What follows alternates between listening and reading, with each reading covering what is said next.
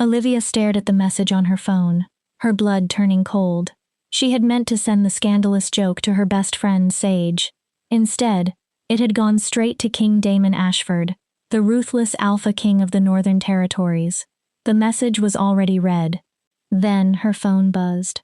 Interesting proposition, Omega. You have exactly 1 hour to present yourself at the Northern Palace, or I'll assume you're all talk and no substance. Olivia stopped breathing. The king had answered, and now he wanted her at the palace.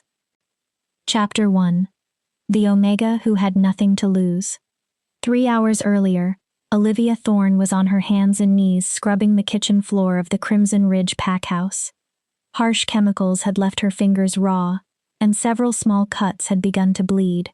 This was already her third assignment of the day. She had cleaned the Alpha's private quarters first, hauled garbage from the communal dining hall afterward, and now she was trying to finish the kitchen. You missed a spot, Omega. Olivia froze. She did not need to look up. Vivian, the pack leader's daughter, had been born with everything Olivia would never have: beauty, status, wealth, power, and the confidence of someone who had never heard the word no. Where? Olivia asked softly, keeping her eyes lowered. A designer heel struck the floor inches from Olivia's hand. Dirty water splashed across her face and gray uniform. There. Vivian smiled sweetly. And there. Oh, and there too. Her foot caught the bucket. Grimy water spilled across the floor Olivia had spent nearly 2 hours cleaning. Oops, clumsy me. Vivian looked down at the spreading water. You should clean that before Mother sees it. You know how she feels about sloppy Omegas. Olivia clenched her jaw. For one dangerous second, she imagined grabbing Vivian by her perfect blonde hair. She imagined fighting back. Then 7 years of conditioning crushed the thought. Don't. You are nothing. You own nothing. You are nothing. Yes, Vivian, Olivia whispered. Vivian's eyes narrowed. That's Miss Vivian to you, Omega. Yes, Miss Vivian. Satisfied, Vivian walked away laughing. She was probably going to meet her fiancé, a wealthy beta from one of the eastern packs who looked at Olivia as though she were something stuck beneath his shoe. Olivia remained on her knees. She stared at the filthy water covering the floor and felt another small piece of herself break. She was 23 years old. She had lived like this since she was 16. Crimson Ridge never called Omegas slaves. They preferred gentler words. Workers, dependents, pack servants. The words changed nothing. For 7 years Olivia had said, "Yes, Alpha. Sorry, Alpha. I'll clean it up, Alpha." 7 years of being reminded that she had no value beyond the work other wolves could force from her. Her parents had died during a rogue attack when Olivia was 15.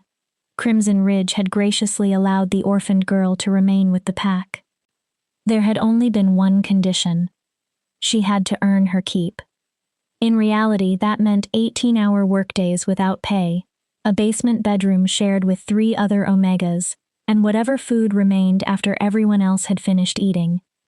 And everyone called that mercy, because an Omega without a pack became a rogue, and rogues did not survive. The king's law was absolute. Every wolf belonged to a recognized pack. Wolves who lived outside that system could be hunted as dangerous rogues. So Olivia stayed. She scrubbed floors. She swallowed her anger. For years, she told herself things might eventually improve. She no longer believed it. Later that evening, Olivia collapsed onto the thin mattress in the basement, every muscle in her body aching. Sage, her only real friend in Crimson Ridge, was already lying on her bed scrolling through her phone. "Rough day?" Sage asked. "They're all rough days." Fair point. Sage looked over and immediately understood. "Vivian again?" She kicked over my bucket. 3 hours of work destroyed in 3 seconds. "That bitch." Sage sat upright. "You know what you need? A new pack? A distraction." Olivia gave her a tired look. "Something fun," Sage continued. "Something that reminds you that you're still a person and not just a pack maid." Olivia snorted. Like what? We can't leave Pack territory without permission. We aren't allowed into the entertainment district because apparently we're not respectable enough. And neither of us has money. Then, we use our imaginations. A mischievous grin spread across Sage's face. Olivia immediately became suspicious. Come on, if you could have anyone, and I mean anyone in the entire shifter world, who would you choose? And what would you do with him? This is ridiculous. Humor me, you need to laugh before you finally murder Vivian in her sleep. Olivia considered that. Tempting. Sage laughed. So? Anyone you want. Olivia thought for a moment. Fine. If I could choose anyone, I'd want someone powerful. How powerful? Powerful enough that everyone who ever looked down on me would regret it. Someone who could make me feel like I actually matter. Sage's eyebrows rose. Oh, I like this. Keep going. For the first time that day, Olivia almost smiled. I'd want him to be overwhelming. Overwhelming how? So overwhelming I'd forget my own name. Sage leaned closer. And? Olivia hesitated, suddenly embarrassed. Say it. I'd want him to pin me against a wall and make me feel like I'm the only woman in the world. Her voice softened. I'd want someone who looked at me and actually saw me, not an omega, not someone useful, me. Sage pressed a hand dramatically to her chest. That is both beautiful and incredibly hot. Olivia laughed. You should write it down. What? Absolutely not. Send it to me. I'll send you mine. We'll make it a game. Messages to fantasy alphas we'll never have. You're insane. And you love me. Sage pointed at Olivia's phone. One message. Make it spicy. Maybe Olivia was simply exhausted. Maybe she desperately needed one moment in which she did not feel dirty, invisible, or worthless. Whatever the reason, she picked up her phone. She typed slowly. I want you to pin me against a wall and make me forget my own name. Think you can handle that? Or should I find someone who actually knows what he's doing? She showed Sage. Sage burst out laughing. Perfect, send it. Olivia opened her contacts and scrolled toward Sage's name. Then she pressed send. For 1 second, nothing happened. Then Olivia saw the contact at the top of the conversation. Her blood froze. She had selected the name directly above Sage. A contact she had saved months ago after a kingdom-wide message regarding new territory regulations. King Damon Ashford. Olivia stopped breathing. Chapter 2. The Summons. The phone suddenly felt like a bomb in Olivia's hands. Not a bomb waiting to explode. One that already had. Olivia? Sage's voice sounded far away. Liv, what's wrong? You look like you've seen a ghost. Olivia could not answer. 3 small dots appeared beneath Damon Ashford's name. He was typing. The Alpha King was typing a response to her obscene message. The dots disappeared, then returned, then vanished again. Olivia, you're scaring me. Sage grabbed her shoulder. What happened? Olivia's voice barely worked. I sent it to the wrong person. Sage frowned. So? Who cares? It's just, I sent it to the king. All color disappeared from Sage's face. You're joking. Do I look like I'm joking? Olivia's voice cracked. I sent that message to King Damon Ashford. The Alpha King? The ruthless Alpha King. The man everyone says executes people for looking at him wrong. I just propositioned him like he's some random man on a dating app. Panic broke through her. Oh gods, I'm going to die. He's going to kill me. He'll drag me to the Capitol and make an example. Her phone buzzed. Both women screamed. Olivia nearly dropped it. With violently shaking fingers, she opened the message. King Damon Ashford. Interesting proposition, Omega. You have exactly 1 hour to present yourself at the Northern Palace. Or I'll assume you're all talk and no substance. Don't keep me waiting. The phone fell from Olivia's hand and hit the floor. What did he say? Sage whispered. Olivia stared blankly ahead. This could not be happening. Kings did not answer accidental messages from unknown Omegas. Kings sent guards, executioners, punishment orders. They did not flirt back. The phone buzzed again. Olivia picked it up. 59 minutes, Omega. I suggest you start moving. He wants me at the palace, Olivia breathed. Now? Now. Sage shook her head. You can't go. If I don't, he'll come here. Olivia's voice became hollow. He could drag me away in chains. He could punish the entire pack for my disrespect. If I go willingly, maybe he'll just kill me quickly and leave everyone else alone. Don't say that. Sage grabbed both her hands. You don't know what he wants. Maybe he's curious. Maybe he thought it was funny. The ruthless Alpha King doesn't find things funny, Sage. He finds things offensive, treasonous, or worthy of execution. Olivia pulled away and forced herself onto trembling legs. I have to go. Then I'm coming. No. Her answer was firmer than either of them expected. You stay here. If this goes badly, when it goes badly, I need you to tell people what happened. Tell them I didn't mean to insult him. Tears filled Sage's eyes. Olivia, promise me. Sage swallowed. I promise. Olivia looked down at herself. Her shapeless gray work dress was stained with mop water and chemicals. Her honey-brown hair was tangled. She smelled of sweat and industrial floor cleaner. Perfect. She almost laughed bitterly. She could meet her executioner looking exactly like the worthless Omega everyone believed her to be. Then something inside her resisted. A tiny defiant spark that 7 years of cruelty had somehow failed to extinguish. If she was going to die, she would at least die with whatever dignity she still possessed. Olivia pulled off her uniform. From the few clothes she owned, she chose a simple black dress she had found in a donation bin 3 years earlier. It was old. The style was outdated, but it was clean. She brushed her hair until it fell in soft waves around her shoulders and found an ancient tube of lip gloss at the bottom of her bag. When she faced the cracked mirror, she almost did not recognize herself. She looked nearly pretty. Too bad being pretty would not help when the king executed her. You look beautiful, Sage said quietly. I look terrified. That too. Olivia grabbed her jacket and phone. 43 minutes remained. The Northern Palace was roughly half an hour from Crimson Ridge by car. Olivia did not own a car. She would have to reach the main road and hope for a bus or beg someone for a ride. She had barely reached the basement stairs when a familiar voice stopped her. And where exactly do you think you're going, Omega? Olivia's stomach dropped. Margot stood at the top of the stairs. The Crimson Ridge pack leader had her arms folded over her chest, her expression cold. Vivian stood behind her, smiling. I have an errand, Olivia said. An errand? Margot slowly looked over Olivia's dress. At this hour? Dressed like that? Vivian descended the stairs and circled Olivia. She dressed up.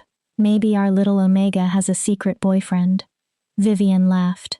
How scandalous. Imagine an Omega thinking she's good enough for romance. I need to go, Olivia said. Please, it's important. Nothing an Omega does is important. Margot's voice was flat. Change back into your uniform. The upstairs bathrooms need to be scrubbed. 39 minutes. I can't. Olivia surprised herself. I have to leave now. Margot's eyes hardened. You are refusing a direct order from your pack leader. I'm not refusing. I'm just... Seize her.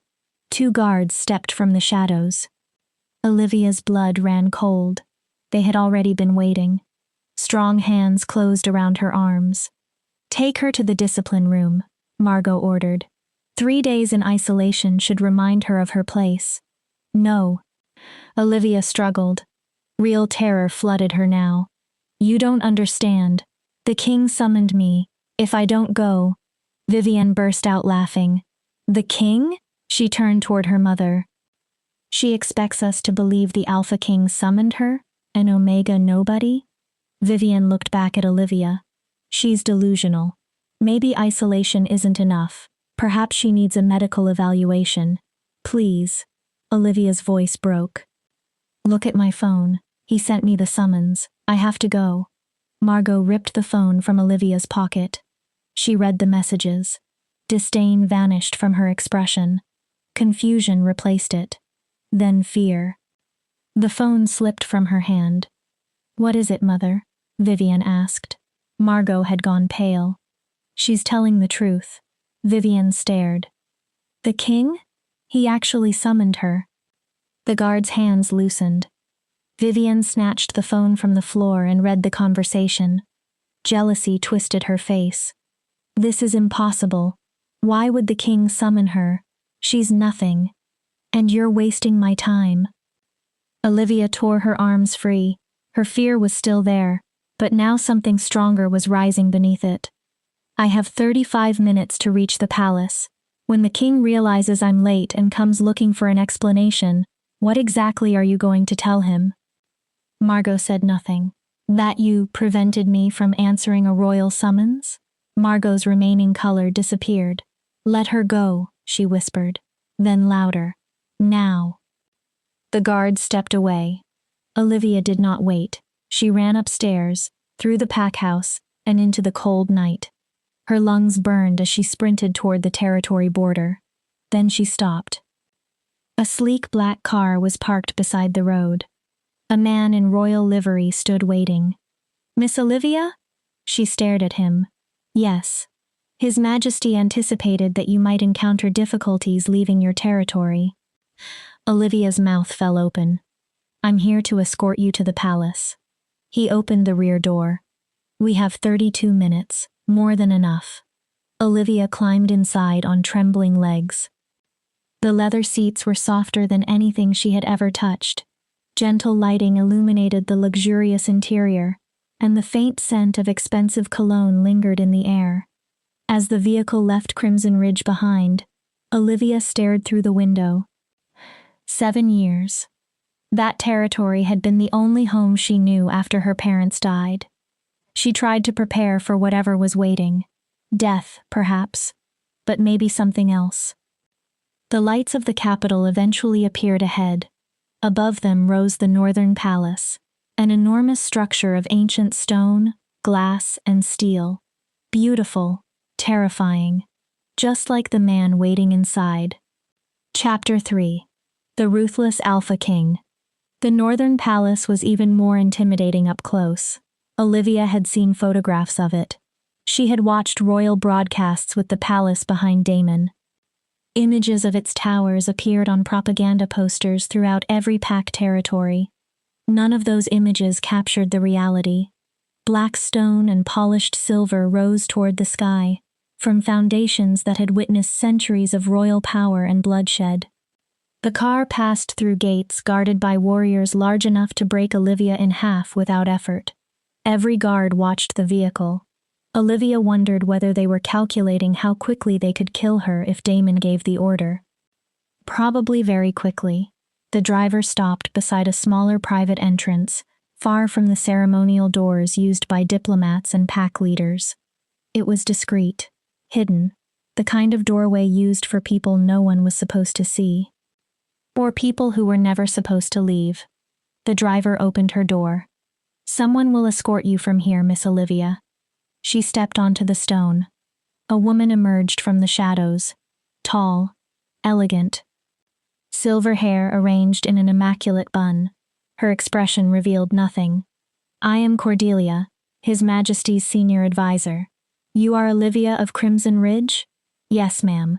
Cordelia examined her from head to toe. You are 43 seconds late. His Majesty is displeased. Olivia's stomach dropped. I came as quickly as I could. My pack leader tried to save your explanation for the king. Cordelia turned. Follow me. Speak only when spoken to. Touch nothing. Do not look directly at His Majesty unless he instructs you to do so. Understood? Yes, ma'am. The palace corridors seemed intentionally designed to make visitors feel powerless. Marble floors reflected every step. Portraits of dead Alpha Kings covered the walls, each expression varying only in its degree of cruelty. Crimson accents appeared throughout the otherwise cold decor, reminders of what happened when someone displeased the crown. Olivia's heartbeat grew louder with every step. They climbed a broad staircase and continued through another corridor before stopping before enormous dark wooden doors decorated with silver. Cordelia knocked twice. "Enter." The single word came from inside. Deep, controlled, commanding. A shiver moved down Olivia's spine. This was it. The place where she might die. Cordelia opened the doors. "His Majesty will see you now." Olivia entered. The doors closed behind her with a quiet click that sounded terrifyingly final. The office was enormous.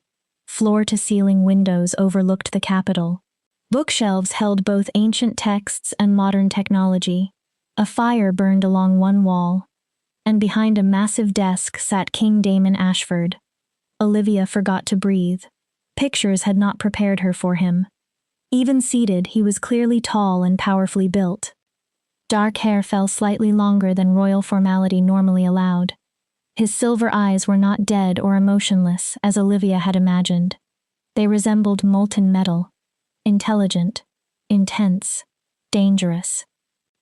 He was handsome in the same way a blade could be beautiful, precise enough to admire, deadly enough to fear. Damon studied her in silence. Finally, he spoke. "You're shorter than I expected." Olivia blinked. Of every possible opening sentence she had imagined, that had not been one of them. What? Shorter. He leaned back. "Judging by your message, I expected someone taller, more confident. Someone capable of supporting such bold claims." Olivia's face burned. "Your Majesty, I need to apologize. That message was a terrible mistake. It was meant for my friend and I accidentally." "I know." He stopped her with one gesture. "My technology team traced the message history. They confirmed you were exchanging texts with a friend and participating in what I believe is called fantasy roleplay." The faint distaste in his voice made Olivia wish the floor would swallow her.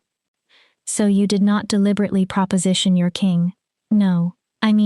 Yes. I didn't mean to." Olivia stumbled over every word. "I would never disrespect you. I wasn't trying to be inappropriate. I just..." "Stop." His voice was quiet. Olivia instantly obeyed. "Stop apologizing. It's tedious." Her mouth closed. Damon rose. He was easily over 6 feet tall. He moved around the desk with the controlled grace of a predator. Olivia fought the instinct to retreat. Damon stopped several feet away. His scent reached her. Cedar, winter frost, and something uniquely his. For the first time in years, Olivia felt her wolf stir inside her. No, absolutely not. She would not react to him. "Look at me." Olivia raised her eyes immediately. Cordelia had warned her not to do exactly that, but the king's direct command overruled every other instruction. Silver eyes locked with hers. Damon studied her as though reading something hidden beneath her skin. "You're terrified." "Yes, Your Majesty." "Of me? Of what you might do because I disrespected you?" Something almost like amusement crossed his face. "What exactly do you expect me to do? Execute me." Olivia swallowed. "Make an example of me. Show the kingdom what happens when an Omega forgets her place." Damon tilted his head. "Is that what you have been taught? That I execute people over minor offenses?" "You executed pack leaders for disloyalty. I executed pack leaders for treason." His voice hardened. They were stealing resources from their packs, abusing their authority, and threatening the stability of the kingdom. Damon took another step closer. "That is slightly different from an Omega accidentally sending me an inappropriate text message, wouldn't you agree?" Olivia no longer knew what to think. Nothing was happening as she had imagined. Then Damon's voice dropped. "Tell me something, Olivia of Crimson Ridge." She stiffened. "If the message had not been an accident, if you genuinely wanted to proposition me, what would you have hoped to find?" Olivia's throat went dry. "I don't understand." It's a simple question. He looked directly into her eyes. What does an Omega who has been beaten down her entire life want when she fantasizes about a powerful alpha? The question cut too close. I wasn't fantasizing about you specifically. I know. Damon's tone softened without losing its authority. But you were fantasizing about someone. Power, protection. Someone who made you feel valuable. His gaze never left hers. Someone powerful enough to make you forget your own name because, for once, pleasure would overwhelm the pain. Olivia's breath caught. How could he know? I have studied pack dynamics my entire life, Damon continued. I know how Omegas are treated in packs like Crimson Ridge. I know about the abuse, the humiliation, the deliberate destruction of their confidence, until they begin believing they truly are worthless. Then why don't you stop it? The words escaped before Olivia could catch them. Silence filled the office. She had challenged the king. Idiot. Absolute idiot. Yet Damon did not look angry. He looked interested. Because changing centuries of pack hierarchy requires more than royal orders. He spoke slowly. It requires changing the beliefs of alphas, betas, and omegas across the entire kingdom. That requires time, strategy, and leverage. He paused. And perhaps you are about to help me obtain that leverage. Olivia stared. What? I didn't summon you here to punish you. Damon returned to his desk. Your accidental message gave me an idea. He pressed a control. The enormous windows darkened, shielding the office from outside view. An idea that might benefit both of us. I don't understand. You will. He gestured toward a chair. Sit. Olivia obeyed. Damon leaned against the desk and crossed his arms. I need a mate. Olivia's thoughts stopped completely. I'm sorry? A mate. He held her stunned gaze. A queen. Someone who can stand beside me and help change this kingdom's treatment of Omegas. His expression became impossible to read. And you, Olivia Thorne of Crimson Ridge, have suddenly become a very interesting candidate. Olivia felt the room tilt beneath her. She had expected execution. What Damon was proposing sounded infinitely more dangerous. Chapter 4. The Proposal. Olivia was certain she had misunderstood him. Your Majesty, I think there's been some kind of mistake. She pointed weakly toward herself. I'm an Omega, a nobody from a pack that treats me like garbage. You're the Alpha King. You cannot possibly be suggesting. I'm not suggesting. Damon interrupted calmly. I am proposing a mutually beneficial arrangement. He opened a cabinet and poured amber liquid into 2 glasses. He handed one to Olivia. Drink, you look like you're about to faint. Her hands shook as she accepted it. She swallowed the drink in one gulp. Fire burned down her throat, but the shock helped clear her thoughts. You want me to become your mate? Your queen? Potentially. Why? Because you're perfect. Olivia laughed. The sound came out sharp and almost hysterical. I am the furthest thing from perfect. I'm poor, weak. I have no connections. I have almost no education, and most days I smell like floor cleaner. She stared at him. There must be thousands of beautiful, accomplished Omega women who would kill for this opportunity. Why me? Damon almost smiled. Because you are precisely what I need. For what? For the last 3 years, I have been trying to pass laws protecting Omegas from abuse. His expression hardened. Fair wages, safe working conditions, legal protection from unwanted bonds, basic dignity. Olivia stared at him. Every proposal has been blocked by the Alpha Council, Damon continued. Their argument is always the same. Omegas are too fragile for responsibility. They require guidance. Giving them rights would disrupt the natural order. Olivia had never heard any of this. The news never mentioned a fight over Omega rights. Of course it doesn't, Damon said, seeming to understand her expression. Much of the media is controlled by people aligned with the Alpha Council. They bury anything that contradicts their preferred story. He stepped closer. But they cannot bury a royal wedding. Olivia's pulse jumped. They cannot ignore the Alpha King's chosen mate. And if that mate is an Omega who rises from nothing and stands beside the king as queen, an Omega who proves she can think, lead, and command respect, the council's argument begins collapsing. Understanding came slowly. You want to use me as a symbol. I want to use us as a statement.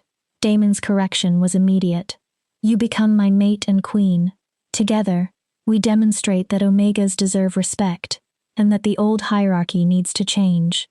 He watched her carefully. In return, you receive everything you have been denied: protection, power, freedom, a life in which no one can ever treat you as less than a person again. It was brilliant, insane, and more tempting than Olivia wanted to admit. What's the catch? Damon raised one eyebrow. Perceptive. He sat again. There is always a catch. He folded his hands. This would be a contract, Olivia. Not a love match. Something tightened unexpectedly inside her chest.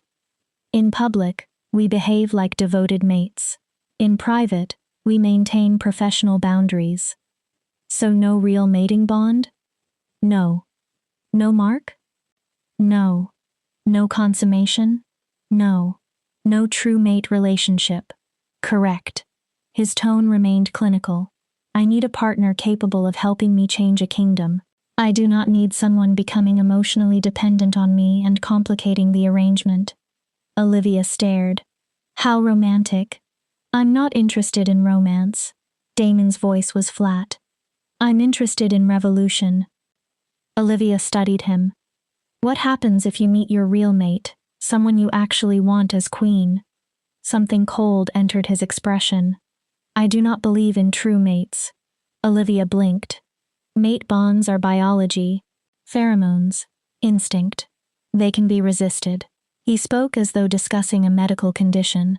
True mates are a story Omegas tell themselves to make bondage sound romantic. There was something beneath those words, an old wound. Olivia sensed it, but she did not ask.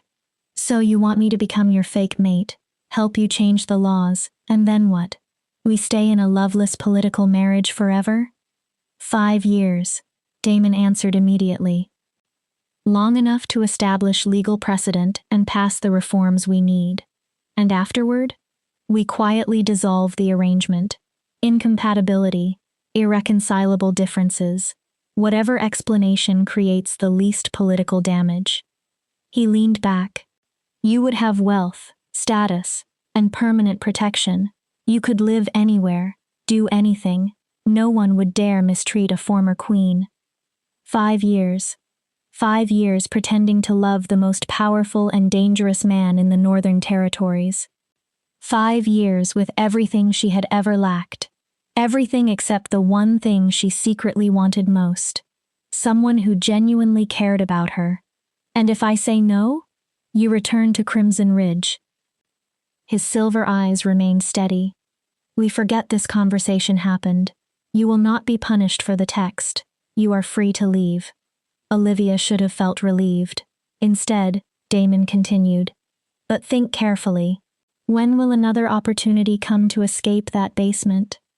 The question struck hard. When will you get another chance to matter? Olivia looked away. He was right. This was a door that would never open twice. Yet accepting meant exchanging one prison for another. Crimson Ridge had been a basement. The palace might become a golden cage, but it would still be a cage. How long do I have to decide? Tonight. Olivia looked sharply at him. If you accept, we announce the engagement tomorrow. The shock will be most effective immediately. If you refuse, you leave tonight and tell no one about this conversation. That isn't enough time. Life rarely gives us enough time for important decisions. Damon cut her off. We decide with incomplete information and hope we chose correctly. Then his expression turned hard. So choose, Olivia. Remain a victim or become a queen. Olivia closed her eyes. She saw Vivian laughing, Margot staring through her as though Olivia were barely alive. 7 years of bleeding fingers. bruised knees, cold nights, scraps of food. She saw a future in which nothing ever changed. More work, more humiliation, more pieces of herself disappearing until nothing remained. She thought about Sage, another Omega trapped in the same basement. She thought of all the Omegas she had never met who were living the same life. Then she remembered herself before her parents died, a girl who wanted adventure, love, purpose. That girl had been buried beneath years of trauma. Maybe she was still alive. Olivia opened her eyes. I have conditions. Damon leaned forward. I'm listening. First, Sage comes here. She gets a real job, real wages, protection. She never has to return to Crimson Ridge. Done. Second, I actually participate in the reform work. I refuse to stand around looking pretty while everyone else makes decisions. Agreed. I intended that anyway. Olivia inhaled. Third, this condition frightened her more. If either of us meets our true mate during those 5 years, the contract ends immediately. No questions, no punishment. I won't trap you, and you won't trap me. Something changed in Damon's eyes. Surprise. Respect. That is remarkably fair. I've spent my whole life trapped. Olivia's voice softened. I will never deliberately do that to someone else. Damon stood. He extended his hand. Then, we have an agreement. Olivia stared at it. 5 years. We present ourselves as the perfect royal couple. We change the kingdom's laws. Afterward, we separate peacefully. His hand remained extended. You receive freedom, wealth, protection, and the right to choose the rest of your life. This was the moment. Olivia could still refuse. She could return to Crimson Ridge, her basement, her mop, her small, painful life. Or she could take his hand. Perhaps some mistakes destroyed lives. Perhaps others opened doors. Olivia placed her hand in his. The moment their skin touched, electricity raced along her arm. I accept your offer, Your Majesty. Damon smiled. Not the controlled, almost smile she had seen before. A real one. Sharp. Dangerous. Thrilling. Then I suppose we should discuss wedding plans. Olivia swallowed. And Olivia? Yes? Call me Damon. We're engaged now. His gaze lingered on her. We might as well begin practicing intimacy. The way he said intimacy sent heat through her body. 5 years. This was going to be far more complicated than she had imagined. Chapter 5. The Transformation. Olivia did not return to Crimson Ridge that night. Within an hour of accepting Damon's agreement, Cordelia escorted her to a private palace wing. The suite was so luxurious that Olivia was afraid to touch anything. Crystal chandeliers, silk curtains, a bed larger and softer than anything she had ever seen. The bathroom alone seemed bigger than the basement room she had shared with 3 other Omegas. These will be your quarters until the wedding, Cordelia explained. After the ceremony, you will move into the Queen's wing beside His Majesty's rooms. She added carefully, for appearances. Right. Olivia looked around. Appearances. Cordelia's expression softened. This must be overwhelming. But understand something. The king does not make decisions impulsively.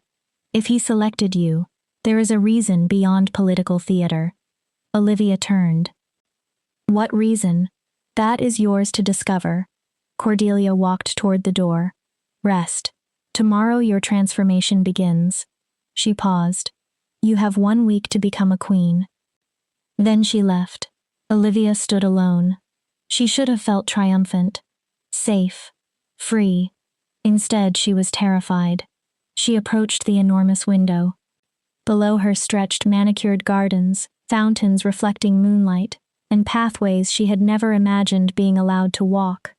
Beyond the palace grounds, the capital glittered. Somewhere beyond that city lay Crimson Ridge. Vivian might already believe Olivia had been executed. Margot was probably relieved that her troublesome Omega was gone. Then Olivia remembered Sage. Her phone buzzed almost immediately. Sage had sent several messages. Are you alive? Olivia, please tell me you're alive. I swear if you're dead, I'm going to kill you myself. Olivia's eyes burned. She quickly replied, I'm alive. I'm at the palace. And something insane happened. Sage responded almost instantly. Did he let you go? Are you coming back? I'm never coming back. Olivia smiled as she typed the next sentence. But you are coming here. Pack your things, you're moving to the palace tomorrow. What? I'll explain everything when you arrive. Trust me. A pause followed. Then Sage wrote, Olivia, what did you do? Olivia stared at the screen. I agreed to marry the king. Silence. Then Sage responded, I'm sorry, my phone must be broken, because it looks like you just said you're marrying the Alpha King. Your phone isn't broken. Explain, now. Olivia spent the next 20 minutes typing out what had happened. The message. The summons. The proposal. The 5-year arrangement. She told Sage nearly everything except the fact that the relationship would be fake. That detail felt too dangerous to record in a message. When she finished, Sage replied, This is the most insane thing I have ever heard. Another message appeared. I'm terrified for you. Then another. But I'm also so proud of you. And another. You're going to be queen. Olivia answered. A fake queen. Sage replied. Doesn't matter. You're getting out. We're both getting out. Olivia could imagine her crying. Save the tears for tomorrow. Apparently they're going to transform me into someone worthy of being queen. I assume it will involve pain. You are already worthy, Sage responded. Don't let anyone make you forget that. Olivia smiled. Sage always knew exactly what she needed to hear. They continued texting until Sage finally had to pack. Olivia was about to put the phone away when another message arrived. Damon. Are you settling in? Her heart gave an embarrassing little jump. The Alpha King was casually texting her as though they were ordinary friends. Yes, thank you. The rooms are beautiful. Good. Sleep. Your training starts tomorrow. Cordelia will be intense. Training for what? Everything. Olivia frowned. Elaborate. Etiquette. Politics. Public speaking. Pack law. Combat. Dancing. She stopped at one word. Combat? A queen must be capable of defending herself. I will not have you helpless. Something warm spread through Olivia. He did not want her obedient. Or fragile. He wanted her strong. I'll do my best. I know. A second message followed. That is why I chose you. Then, good night, Olivia. She stared at his name before replying. Good night, Damon. Typing his first name felt surprisingly intimate. Olivia put down her phone and explored her new rooms. Empty closets waited for clothes she did not yet own. The bathtub looked large enough to swim in. The mattress made her feel as though she were floating. She took a long shower. Hot water washed away the smell of chemical cleaner that seemed permanently embedded in her skin. For Olivia, it felt as though 7 years of Crimson Ridge were running down the drain. She put on the silk pajamas waiting for her and crawled beneath the blankets. She expected to remain awake all night. Instead, she fell asleep almost immediately. For the first time in years, she felt safe. The next morning, someone shook her shoulder. Up, now. Olivia opened her eyes. Cordelia stood over her.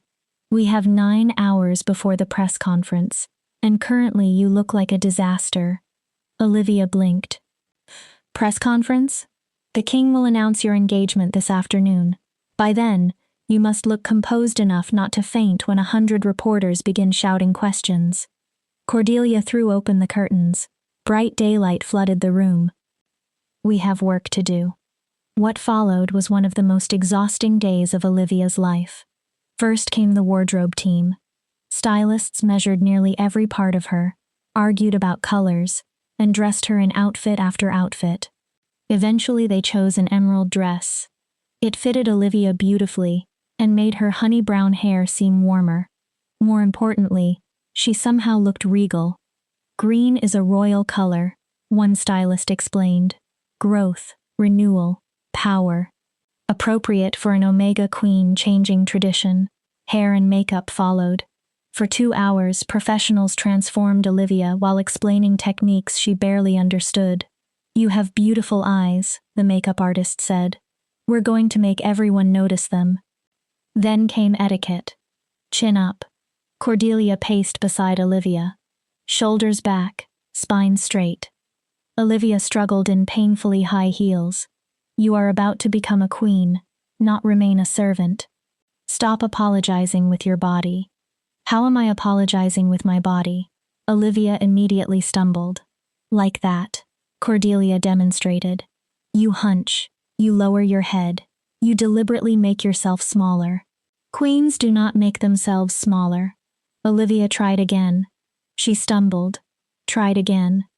By the 5th attempt, something shifted. Instead of concentrating on not falling, Olivia focused on where she intended to go.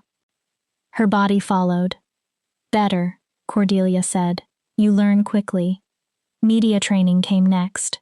A thin man named Julian took over. "Never say no comment. It makes people assume you're hiding something. Redirect instead." He demonstrated. "Say, that is an excellent question, but what I really want to focus on is..." Then move the conversation back toward your message. "What exactly is my message?" "That Omegas deserve dignity. That the king recognized qualities in you the kingdom has overlooked." Julian hesitated and glanced toward Cordelia.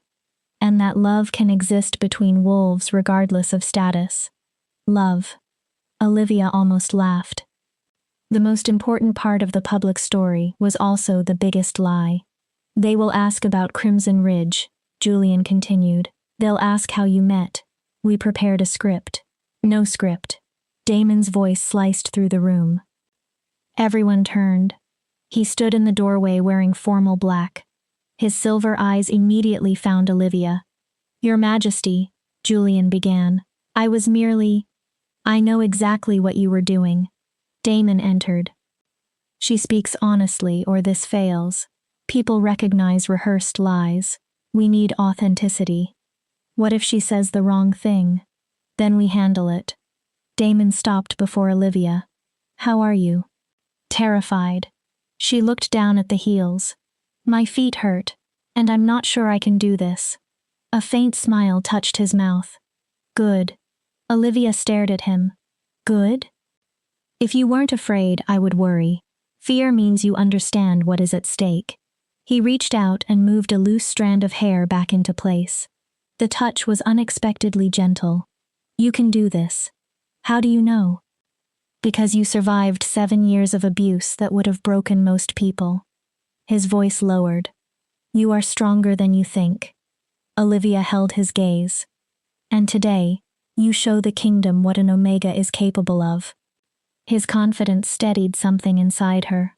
Maybe he only believed in what she represented. For now, that would have to be enough. Olivia straightened her shoulders. "Okay," she breathed once. "Let's do it." Damon smiled wider. "There she is." His gaze moved over her. "There's my queen. My queen." 2 words. Her body reacted as if they meant far more than they should.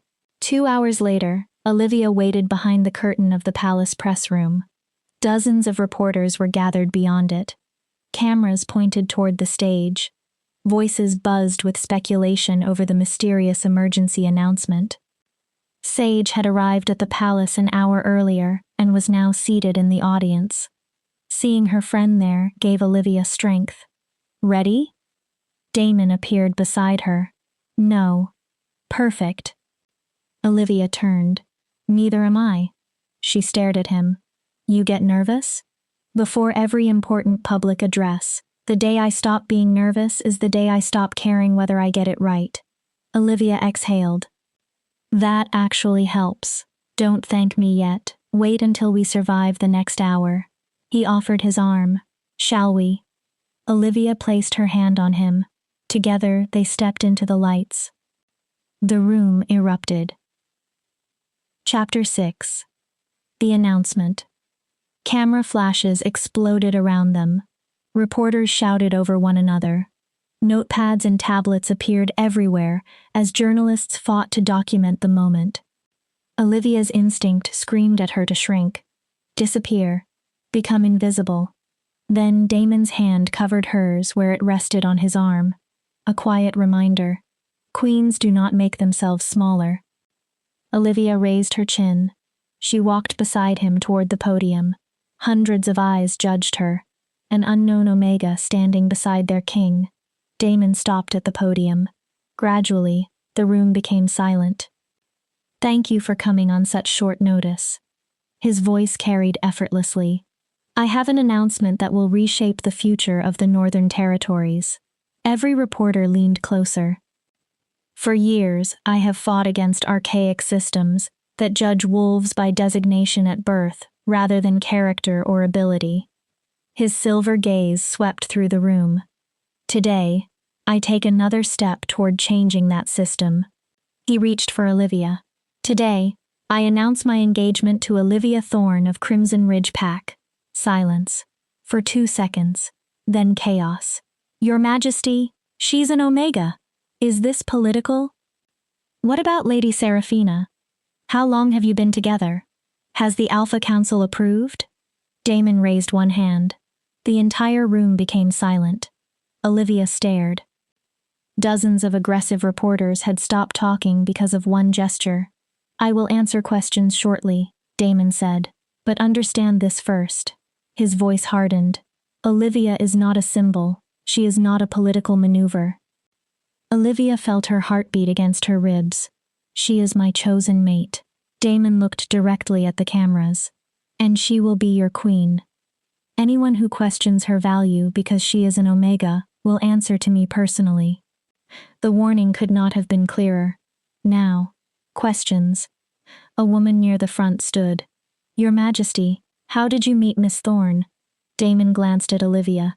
Her first test. Olivia stepped toward the microphone. "We met because of an unexpected conversation." Her voice shook, then strengthened. "A message intended for someone else ended up changing both of our lives." "True.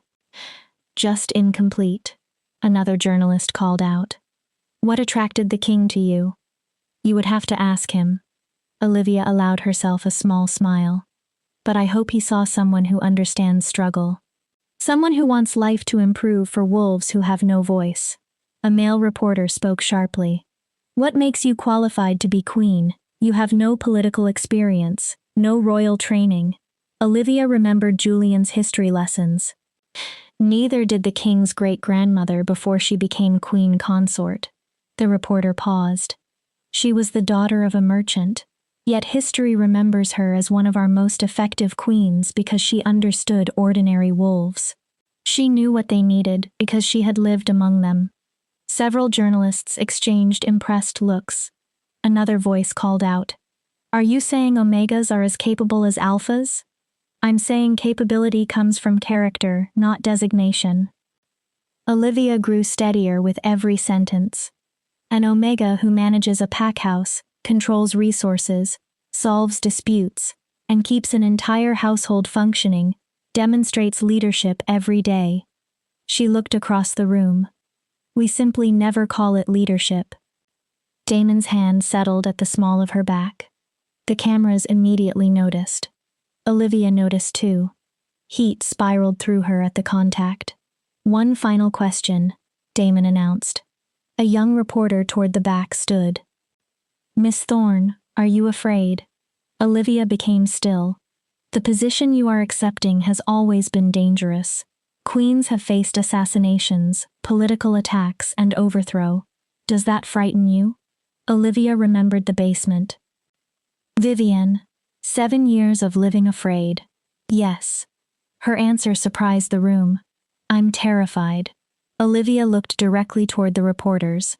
"But I have been afraid nearly every day of my life." She drew a breath. "At least now my fear has a purpose. If being afraid and still standing here can help another Omega who believes she is powerless, then the fear is worth it." The room erupted again, but something had changed. Some reporters nodded. Others immediately began typing. Several looked genuinely moved. Damon stepped toward the microphone. The wedding will take place in 6 days. Approved media organizations will receive details. He took Olivia's hand. Thank you. They left the stage while reporters continued shouting. The instant they disappeared behind the curtain, Olivia's knees weakened. Damon caught her. Breathe. I thought I was going to throw up. I know. I almost did. But you didn't. Damon steadied her. You stood in front of some of the most aggressive journalists in the kingdom and forced them to listen. There was genuine admiration in his voice. That answer about leadership was brilliant. I have no idea where it came from. Then whatever part of you produced it needs permission to keep speaking. His hands remained on her arms slightly longer than necessary. Come on. We need somewhere private before the press finds another entrance. Before they could leave, Cordelia appeared with Sage. Olivia. Sage ran directly into her and hugged her tightly. You were amazing. I was shaking. No one could tell. You looked like a queen already. Sage stepped back, eyes shining. I'm so proud of you. Damon cleared his throat. Miss Sage, I assume? Sage went rigid. For the first time she seemed to remember that she was standing beside the Alpha King. Oh gods. Yes, I'm Sage. Your Majesty, I'm sorry. I shouldn't have. It's fine. Damon almost sounded amused. Any friend of Olivia's is welcome in this palace. Sage stared. Cordelia will take you to your rooms. Tomorrow you begin working as Olivia's personal assistant. My what? Sage turned toward Olivia. I need someone I trust, Olivia explained. Someone willing to tell me when I'm behaving like an idiot. She smiled. That's you. Sage's eyes filled with tears. You're going to make me cry in front of the king. Wouldn't be the first time someone cried in my presence, Damon said dryly, although usually for different reasons. Cordelia stepped forward. Come with me, Miss Sage. We should give their majesties privacy. Sage was led away, looking dazed. Damon turned toward Olivia. We need to speak privately. The warmth disappeared from his expression. He took her through several corridors into a small study. As soon as the door closed, Damon said, We have a problem. Olivia's stomach sank. What problem? The Alpha Council has called an emergency session. They want you before them tomorrow. Why? To test you. His jaw tightened. They will try to prove you are unfit to be queen. They will attack you, humiliate you, and attempt to pressure me into withdrawing the engagement. Can they force you? No. Damon's expression became colder. But they can make your life miserable. He moved closer. And they will try. Olivia swallowed. What do I do? You show them what you showed the press today. He held her gaze. You prove you're stronger than they assume. Then he hesitated. There is something else you need to know. What? One member of the council is Alpha Julius Blackwood. Olivia froze. Crimson Ridge? Yes. Damon nodded. Margot's husband. All blood drained from Olivia's face. He has been on the Alpha Council for 15 years and has opposed almost every Omega reform I've proposed. Damon's expression turned grim. He knows you. Olivia sat slowly. He knows your past. He knows what you endured in Crimson Ridge, and he will use all of it against you. Olivia had thought leaving Crimson Ridge meant escaping that life. Now she would walk directly into a room with the man who had allowed his wife to mistreat her for 7 years. I can cancel the session, Damon said. Olivia looked up. I can say you aren't prepared. Give us more time. No. Her voice came stronger than she expected. If I avoid them, they'll know I'm afraid. They'll never stop testing me. She stood. You told me you chose me because I'm strong enough to do this. Olivia met his silver eyes. Let me prove it. Something flickered across Damon's face. Respect. Admiration. Something else she could not identify. Then we prepare. His expression changed. Controlled. Dangerous. We have until morning to make you someone they cannot break. What does that involve? Damon smiled. Combat training, political strategy. His eyes sharpened. And, most importantly, teaching you how to be ruthless. Olivia straightened. Then let's begin. Chapter 7. The Preparation. The palace training room looked nothing like any place Olivia had ever entered. Weapons lined the walls. Swords. Staffs. Daggers. Training mats covered the floor, and mirrors reflected every angle of the enormous room. Damon had changed into dark training pants and a fitted shirt. Olivia tried not to notice exactly how muscular he was. She failed. First lesson. Damon tossed her a staff. Defense.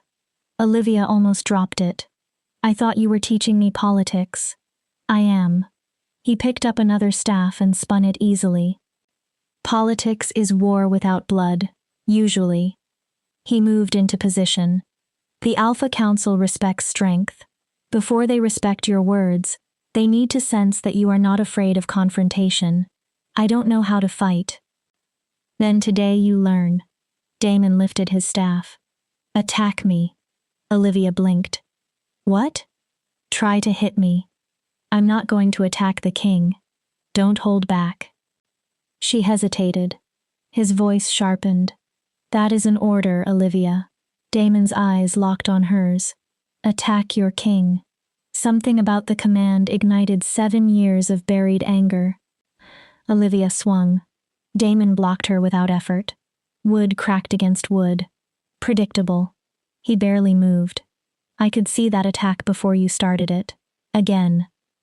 Olivia attacked. Blocked. Again. Blocked. Her swings were wild. Damon's movements remained calm and precise. You're fighting angry, he said. I am angry. Anger makes you careless. Control it. Let anger fuel you. Do not let it drive you. Easy for you to say. Olivia was already breathing hard. You haven't spent your whole life powerless. Damon's expression became cold. No. I had power forced on me at 16 after my father was assassinated in front of me. Olivia stopped. Damon continued. I inherited a kingdom while grieving, terrified, and barely old enough to understand what I was supposed to become. His voice hardened. So do not assume I have never understood what it means to feel overwhelmed. Olivia lowered the staff. I didn't know. She swallowed. I'm sorry. Don't apologize. Damon approached. Learn. He adjusted her hands around the staff. His palms covered hers. Power is not simply strength. He shifted her stance. It is precision, knowing where to strike and when. Olivia's pulse accelerated for reasons unrelated to combat. Again, target vulnerable points, joints, solar plexus, throat. They trained for 2 hours. By the end, Olivia's clothes were damp with sweat and every muscle hurt. But she had hit Damon 3 times. 3 tiny victories. To Olivia, they felt enormous. Better. Damon handed her water. You have natural instincts. 3 hits in 2 hours doesn't sound impressive. I have trained my entire life. His gaze lingered on her. 3 hits are impressive. Then his expression became serious. When Julius attempts to intimidate you tomorrow, remember what it felt like to strike someone stronger than you. Olivia nodded. Hold on to that feeling. And when he attacks me verbally? Olivia drank the water. I assume I'm not allowed to hit him with a staff. No. Damon almost smiled. Unfortunately. He led her into a sitting area beside the training room. Which brings us to lesson 2. More pain? Verbal combat. For the next 3 hours, Damon taught her Alpha Council politics. Julius's greatest weakness is pride, Damon explained. He believes Omegas are naturally inferior. Every time you demonstrate intelligence, control, or strength, you threaten his worldview. How do I use that? Stay calm when he expects emotion. Use logic when he expects tears. Damon paced. Make him appear unreasonable in front of the other council members. He stopped. For example, he might say, Miss Thorne, you have no education, political experience, or knowledge of ruling. Why are you qualified to become queen? Olivia's stomach tightened merely imagining it. What do I say? You tell him the truth. Damon faced her. Alpha Blackwood. I spent 7 years managing a pack household, organizing resources, mediating disputes, and keeping operations functional without authority or adequate support. His eyes flashed. If I accomplish that with nothing, imagine what I can accomplish with the crown behind me. A smile spread across his mouth. Then smile sweetly while he explodes. Olivia laughed. That's actually brilliant. I have dealt with the council for a decade. Damon sat opposite her. I know their habits. He gestured toward her. Your turn. I'll be Julius. Answer whatever I say. What followed was brutal. Damon attacked every weakness, every insecurity, everything an enemy might say. You're a basement rat pretending to be royalty. Olivia's first instinct was anger. Then she remembered his lesson. And yet this basement rat is sitting across from the Alpha King as his chosen mate. She looked at Damon. What does that say about your ability to recognize potential, Alpha? Damon dropped the roll. Better, sharper, he thought. Add something like, perhaps that is why you oppose every reform the king proposes. You cannot recognize value when it challenges your comfortable worldview. Olivia repeated the argument. Damon smiled. Perfect. They continued. Each cruel insult became another opportunity. Slowly, Olivia stopped defending herself emotionally. She learned to redirect, expose contradictions, force the attacker to explain his prejudice. By the time Damon finally stopped, Olivia's throat hurt and her head was filled with political strategies she had never imagined needing. That's enough. I don't think I can sleep. You need rest. I'm too wound up. Damon considered her. Walk with me. It was phrased like an invitation. It sounded like an order. They walked through the palace gardens beneath the stars. Night-blooming flowers scented the cool air. For several minutes neither spoke. Then Olivia broke the silence. Can I ask something? You just did. She almost smiled. But yes, ask another. Olivia looked at him. Why are you really doing this? Damon remained silent. The reforms, choosing me, everything. There is something personal behind it. For so long, Olivia thought he would refuse to answer. Then Damon spoke. My mother was an Omega. Olivia stopped walking. What? It is not public knowledge. Damon looked toward the sky. My father hid it because the council would have used it against him. His voice softened. She was brilliant, kind, stronger than anyone recognized. Pain entered his expression. But the pack system broke her. Olivia said nothing. She died when I was 12. Officially, it was illness. Damon's jaw tightened. But I know what killed her. She spent her life beneath a system that told her she was worthless until eventually she believed it. Olivia's heart ached. I'm sorry. I made her a promise before she died. Damon looked at Olivia. I promised I would change things, that no Omega would have to feel the way she did. Now Olivia understood. That's why you chose me? Partly? He stepped closer.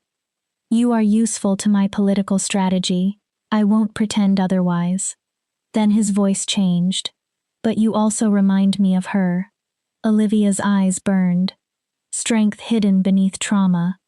The refusal to completely break no matter how hard the world tries. A tear escaped. Damon gently wiped it away with his thumb.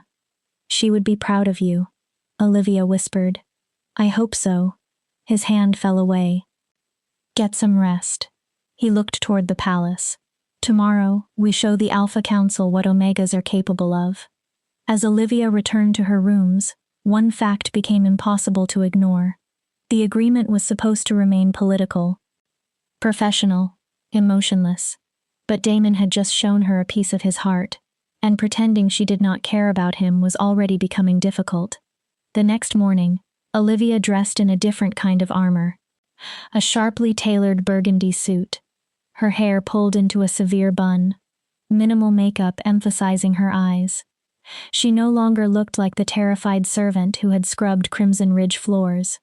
Sage helped with the last details. You look like you could conquer a kingdom. I would settle for surviving the next few hours. You will. Sage squeezed Olivia's hand. Because you're not alone. Damon believes in you. I believe in you. She smiled. Now you have to believe in yourself. Someone knocked. Cordelia entered. The council is assembled. His Majesty is waiting. Olivia took a slow breath. Then she entered the hallway. Damon stood there in full royal regalia, black and silver. The crown of the Northern Territories rested on his head. At that moment, he looked exactly like the ruthless king everyone feared. Ready? No. Olivia straightened. But I'm going anyway. His lips twitched. That's my queen. He offered his arm. Remember what I taught you. Don't show them your fear. Olivia placed her hand on his arm. And? Damon looked down at her. Make them regret underestimating you. Together, they walked toward the council chamber, toward 12 powerful alphas, toward wolves who wanted her broken before she had even begun. Olivia lifted her chin. Let them try. Chapter 8. The Alpha Council. The council chamber was built to intimidate. 12 tall chairs formed a semicircle beneath an enormous domed ceiling. Each chair was occupied by an alpha whose presence radiated power.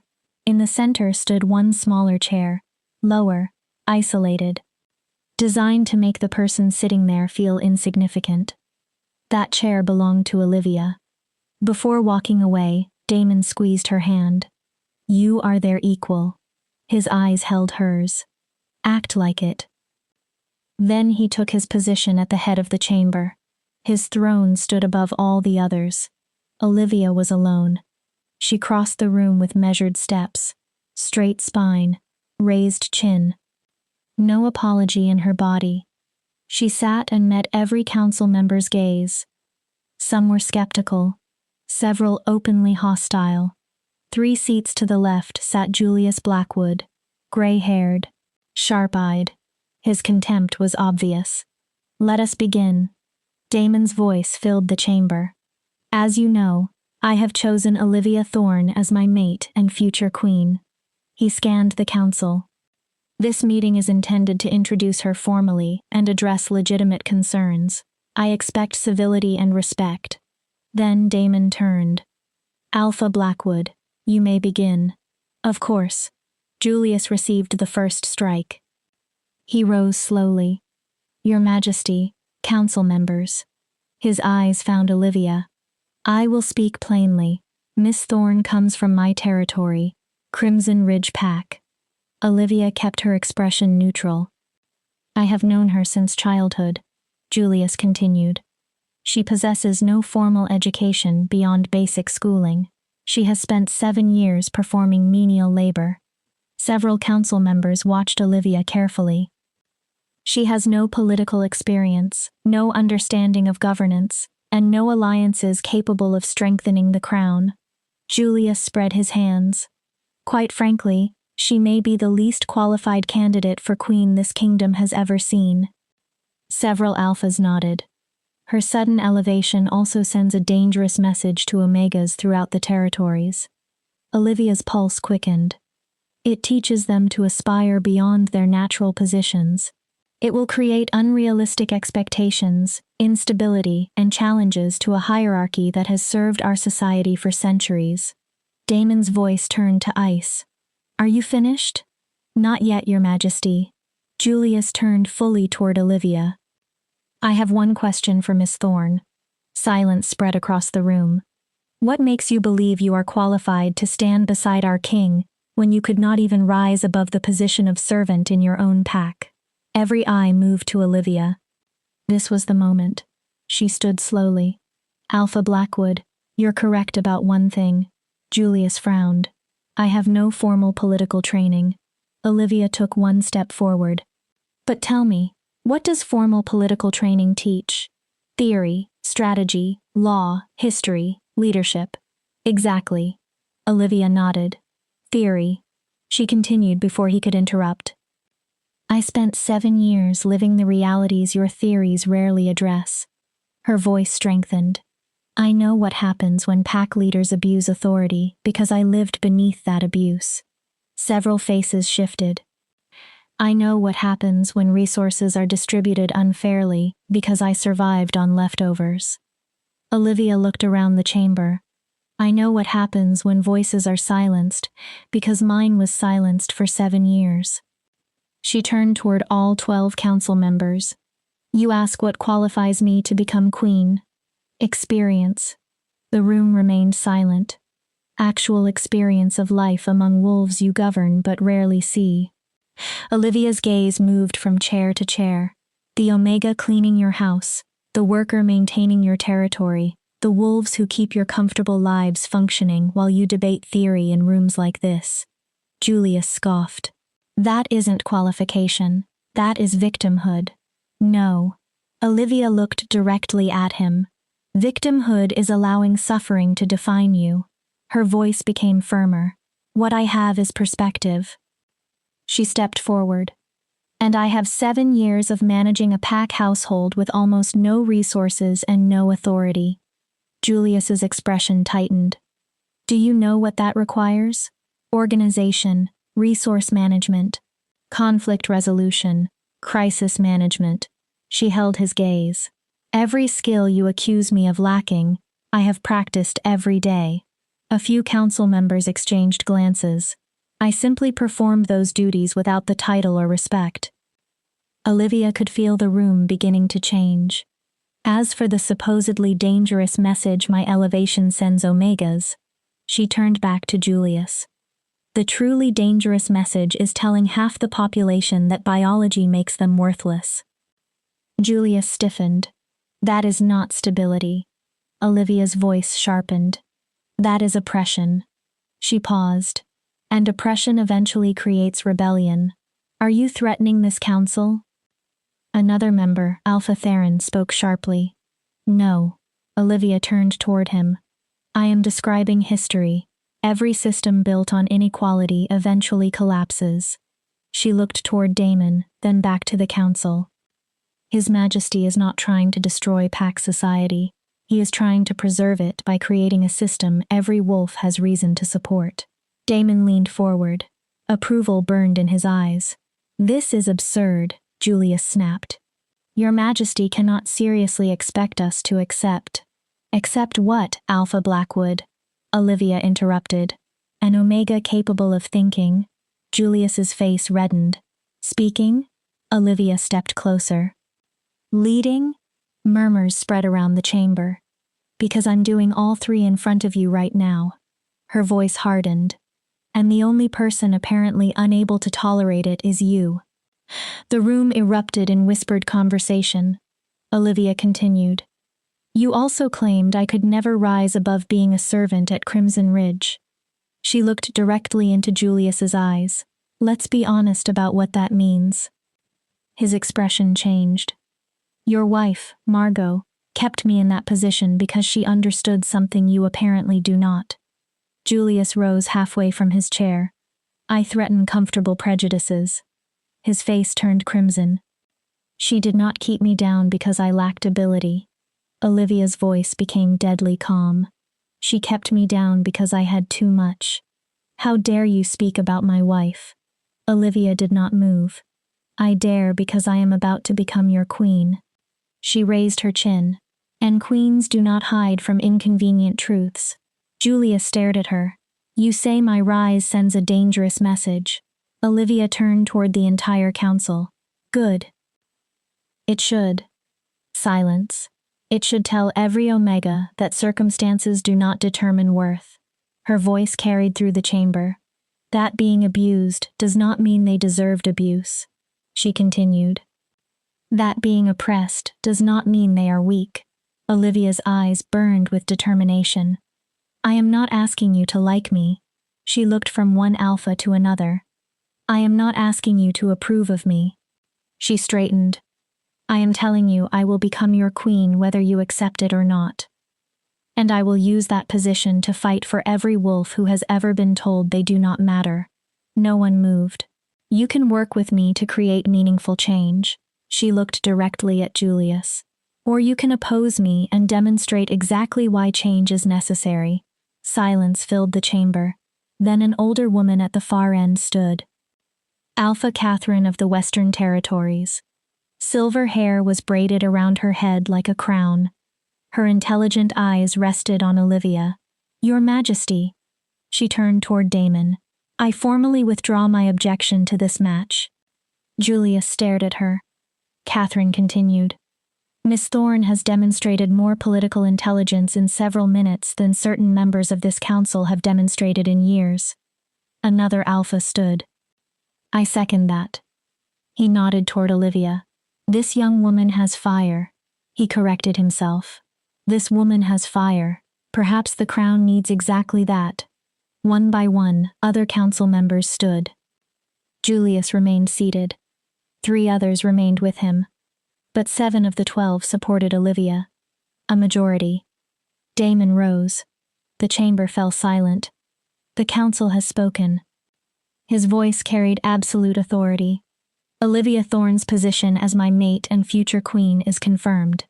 He looked around. Any further objections? Julius stood. This decision will haunt you, Your Majesty. His voice shook with anger. You cannot elevate trash and expect it to become treasure. Damon became completely still. Get out. Julius blinked. Your Majesty. I said get out. Damon's silver eyes blazed. You have insulted your future queen. That borders on treason. His voice remained quiet. Be grateful I am removing you from this session rather than from the council. He pointed toward the door. Leave. Julius clenched his jaw. Even he knew better than to challenge Damon further. He stormed from the chamber. The doors slammed behind him. Damon descended from his throne. He crossed directly to Olivia. Then, before the entire Alpha Council, Damon took her hand and pressed his lips against it. Several council members gasped. Well done, he murmured so only Olivia could hear. His eyes held hers. You magnificent, terrifying woman. A faint smile touched his mouth. You just won a war without spilling blood. Olivia's knees were trembling. Did I? Yes. Damon kept hold of her hand. And now every wolf in this room understands something. What? You are no longer merely my political strategy. His gaze sharpened. You are a force they will have to reckon with. They left the chamber together. For the first time, Olivia allowed herself a small private smile. Not bad for a basement rat. Chapter 9. The Wedding. The next 5 days passed in a blur. Dress fittings. Ceremony rehearsals. Media interviews. Meetings with diplomats who wanted to examine the Omega who would become queen. Security briefings about threats from wolves who apparently preferred Olivia dead to seated beside Damon. Through all of it, Damon remained close. He never hovered. But whenever she needed help, he was there. He intervened when advisors pushed her too hard. He explained the unspoken rules of royal life. He gave her room to learn without letting anyone humiliate her. And slowly, dangerously, Olivia began forgetting that their relationship was supposed to be fake. Sometimes she caught him looking at her, when he believed she was not watching. His hand lingered against her back as he guided her through crowds. When they were alone, his voice became softer. It felt real, but it could not be real. 5 years. A contract. A political arrangement. Olivia repeated those facts every time her heart suggested something else. On the morning of the wedding, Olivia stood before a full-length mirror.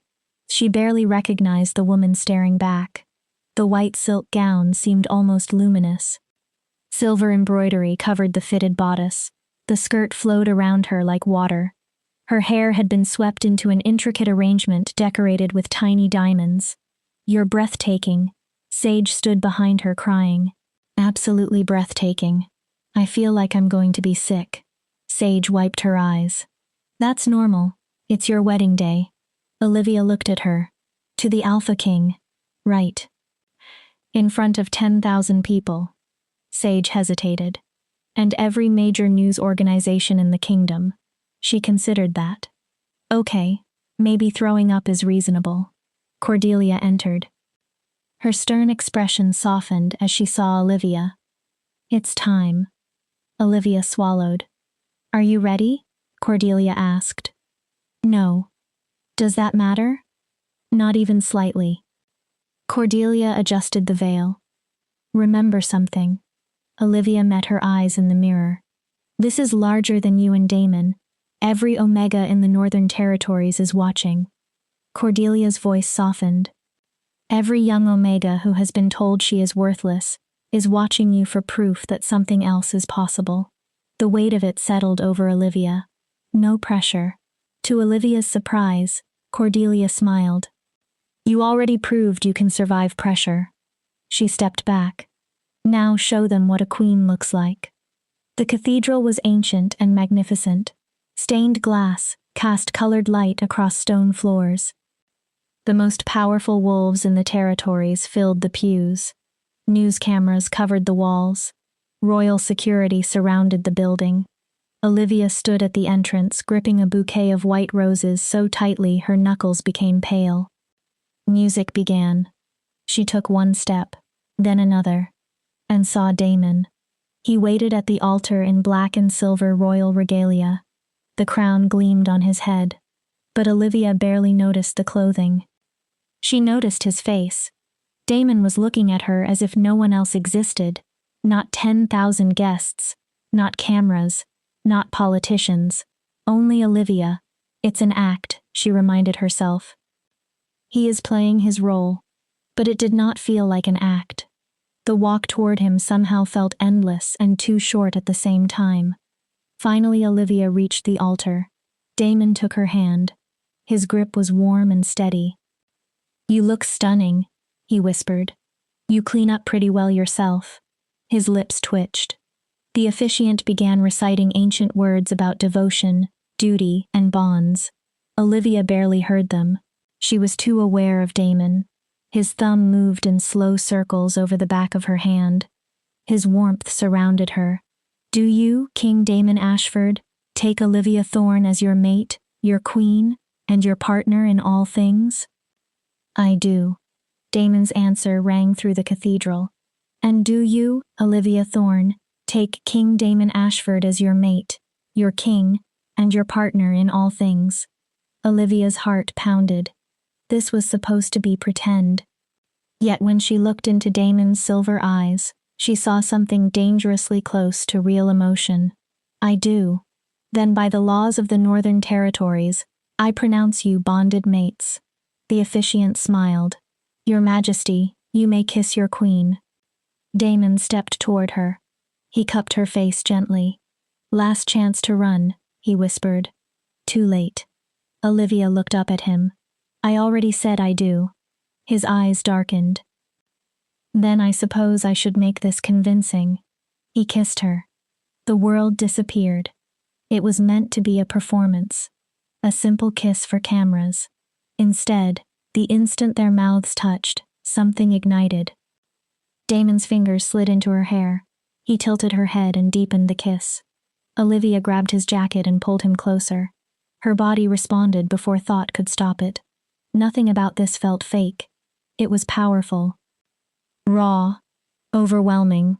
When they finally separated, both were breathing hard. The cathedral erupted in applause. Olivia barely heard it. Damon looked just as shocked as she felt. Well, he murmured roughly. That was convincing. Very convincing. The officiant cleared his throat. Your Majesties. They reluctantly looked away from each other. For the first time, I present King Damon and Queen Olivia of the Northern Territories. The crowd rose. Cheers filled the cathedral. Damon took Olivia's hand.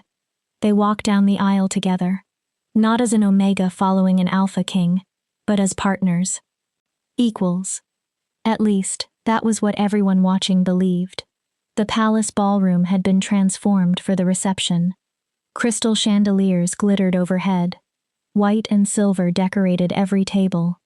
Flowers seemed to cover every available surface. A polished dance floor reflected the lights. Olivia and Damon sat at the head table as an endless line of guests approached. Pack leaders, diplomats, politicians, celebrities. Everyone wanted to meet the Omega Queen who had shattered expectations. "Smile," Damon murmured. Olivia kept looking straight ahead. "You look like someone is about to execute you." "I'd prefer execution. At least it would be quick." Damon laughed. A genuine laugh. Nearby guests turned in surprise. Apparently the ruthless Alpha King did not laugh often. "Your Majesties." Alpha Catherine approached. "I wanted to congratulate you personally." She looked warmly toward Olivia. "Miss Thorne, excuse me, Queen Olivia, your performance before the council was exceptional. Thank you. I look forward to working beside you on the Omega protection legislation." "So do I." After Catherine left, Damon leaned closer. "You see, allies already. Half the battle is done. What's the other half?" "Surviving another 4 hours without collapsing." He stood. "But first, tradition demands that we dance." Olivia stared at him. "I can't ballroom dance." "I know." Damon offered his hand. "So I'm going to teach you in front of 10,000 people." A mischievous light appeared in his eyes. "It will be romantic. You're enjoying this." "Immensely." Damon led her onto the floor. Slow music began. He placed one hand around her waist and held her other hand. "Follow me." He drew her closer. "Trust me." Olivia did. Damon made the movements easy. Whenever she stumbled, he caught her. Whenever she forgot a step, he guided her. Gradually the watching crowd disappeared from Olivia's awareness. All she felt was Damon's arm around her, his body close to hers. The strange tenderness in the way he held her. "You're doing this deliberately," she whispered. "Doing what?" "Making it feel real." Damon's steps slowed slightly. "Making me forget that we're pretending." Something passed through his eyes. Pain, perhaps. "Olivia, it's okay." She forced herself to smile. "I understand the arrangement. We're playing our roles. I just need to remember that." "What if—" Damon stopped himself. Olivia searched his face. "What if what?" "Nothing." "Damon, forget it." But Olivia could not forget. For one brief moment, she had seen longing in his face. Perhaps he was having the same difficulty separating performance from reality. The music ended. Other couples entered the floor. Damon released her. The absence of his touch immediately hurt. "I need air," Olivia said. "I'll come." "No." She forced a smile. "Stay. You have guests." "Olivia, I only need 1 minute alone." Before he could stop her, she walked quickly onto the balcony. Cool night air touched her burning face. She gripped the railing. This arrangement had been simple in Damon's office. 5 years. Pretend. Change the laws. Leave. Somewhere between the council chamber and the altar, everything had changed. Olivia cared now. She hoped. She had begun imagining what life could be if Damon truly wanted her. And hope was dangerous. Because he had been clear from the beginning. He did not believe in true mates. He did not want romance. She was useful to him. He was useful to her. That had been the agreement. Beautiful night, isn't it? Olivia spun around. A woman stood in the shadows. Tall, elegant, platinum blonde hair, eyes cold as ice. She was stunning enough to make Olivia feel like the basement servant again. "I'm sorry," Olivia said. "I didn't realize anyone else was here. I wanted to meet the new queen away from the crowd." The woman stepped into the light. Her gown alone probably cost more than the entire Crimson Ridge pack house. "I'm Lady Seraphina Blackwood." Olivia's stomach dropped. "Blackwood? Julius Blackwood is my uncle." Seraphina smiled without warmth. "I thought I should offer some advice. Omega to Omega." "You're an Omega?" "One of the few who managed to rise in pack society." Her smile sharpened. through strategic alliances, careful planning. Serafina looked Olivia over. Rather different from stumbling into royal power because of an accidental text message. The insult was delivered softly. So here is my advice. She moved closer. Enjoy this while it lasts. Olivia stiffened. Because it will not last. Serafina's eyes glittered. Damon will eventually tire of his social experiment.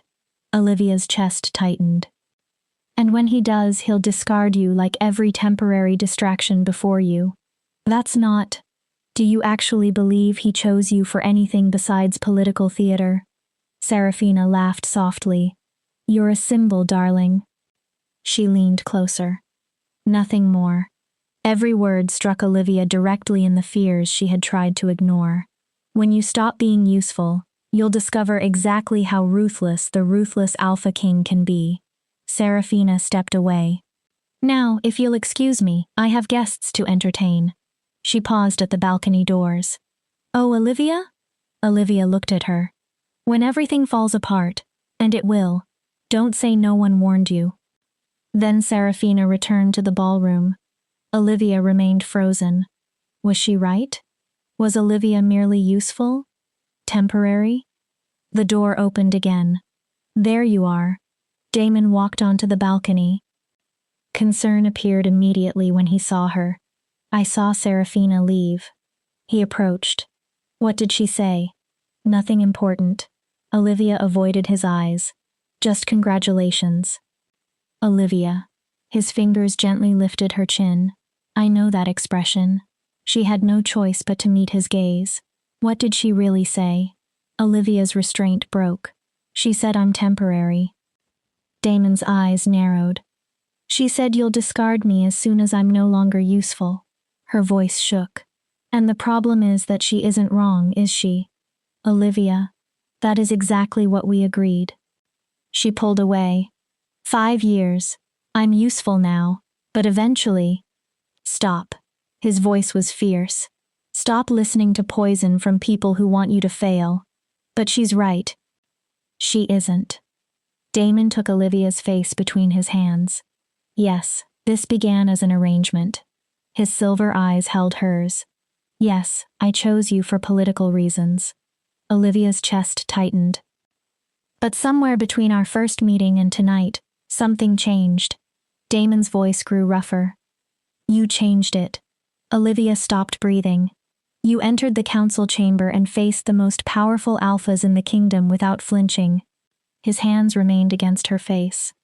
You stood at that altar today and took vows even though you were terrified. His eyes burned. You are brave, brilliant, stronger than anyone expected. He paused. Including me. Olivia searched his face. That doesn't change the agreement. No. Damon shook his head. But it changes me. Silence. That kiss was not for show. Olivia's heartbeat exploded. The dance wasn't for show. Damon's voice became raw. And what happens to me every time I look at you sure as hell isn't for show. What are you saying? I'm saying I'm an idiot. Something vulnerable entered his eyes. I believed I could keep this professional. He laughed once without humor. I thought I could spend every day beside you without falling. Damon stopped. Olivia whispered, without falling what? For a long moment, he simply stared. Then, to Olivia's shock, Damon stepped away. I'm sorry. What? I shouldn't have said that. His expression closed. This is your wedding night. I'm making everything more complicated. Damon, forget it. Please. We should return to the reception. He turned. Damon, let's go inside. He walked back through the doors. Olivia stayed on the balcony. Her heart felt as though it were breaking and soaring at the same time, because Damon had stopped before saying the word. But Olivia had heard it anyway. He was falling for her. And God's help her. She was falling for him too. Their fake arrangement had become dangerously real. Chapter 10. The Truth. 3 months passed after the wedding. 3 months living inside a beautiful lie that felt less like a lie every day. Olivia threw herself completely into being queen. She worked beside Damon on the Omega Protection Act. She visited PACs across the Northern Territories. She sat with Omegas who had endured abuse frighteningly similar to her own. Olivia listened to their stories and documented their experiences. Together, she and Damon built a political case the Alpha Council could no longer dismiss. Olivia became exactly what Damon had wanted, a symbol of change, a voice for wolves who had never been heard. But she also became something neither had planned: his partner, his confidant. The person Damon sought when a difficult day ended. Someone whose judgment he genuinely valued. Every day, the boundary between their public relationship and private reality became thinner. They still kept separate bedrooms because the contract required it. There was no official mating mark, no true bond, no private physical relationship beyond what public appearances required. Yet Damon's hand lingered on hers during meetings.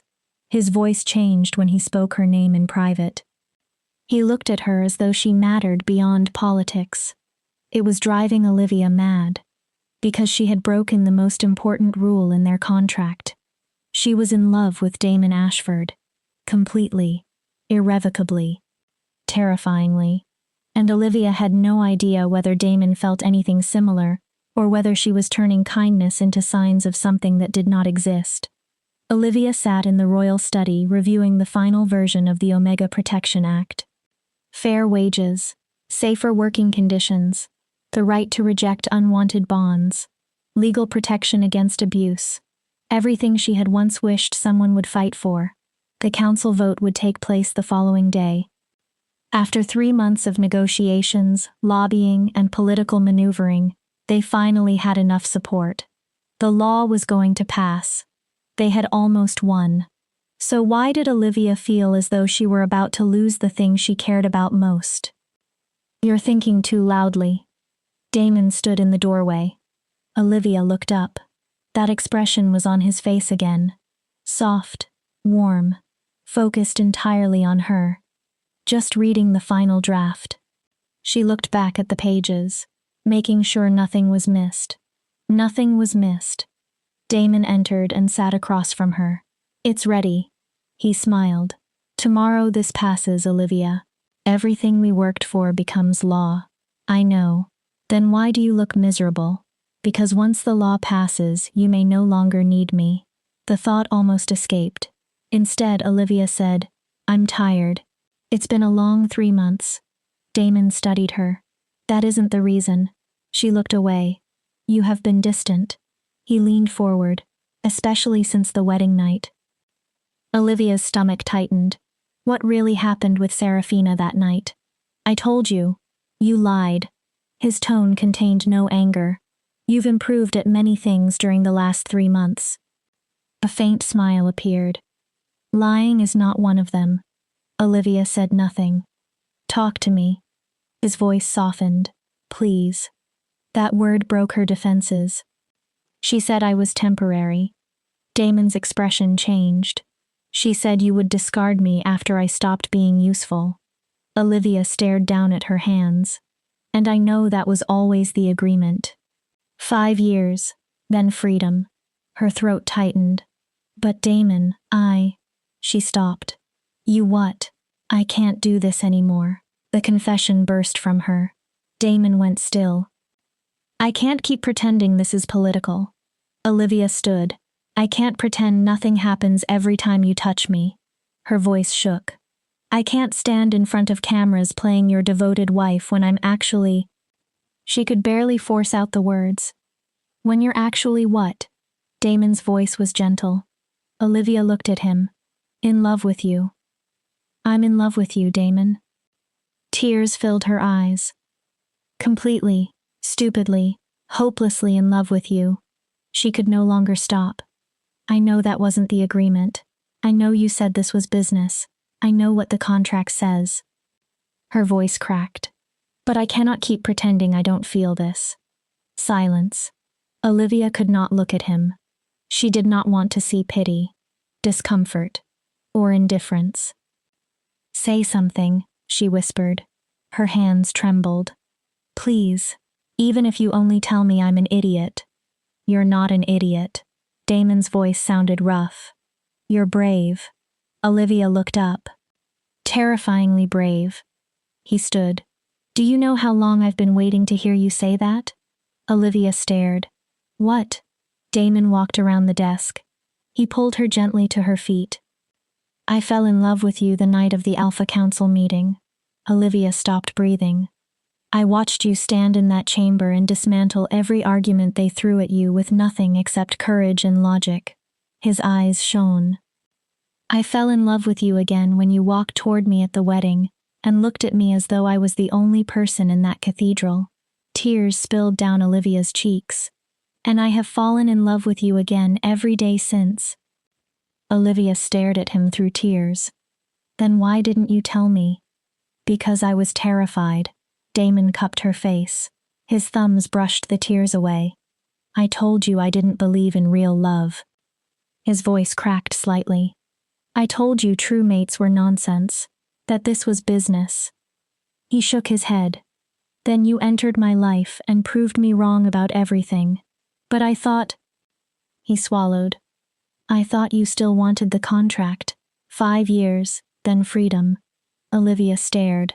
I didn't want my feelings to become another cage for you. Another cage? She laughed through tears. Damon, you were the person who opened mine. His expression softened.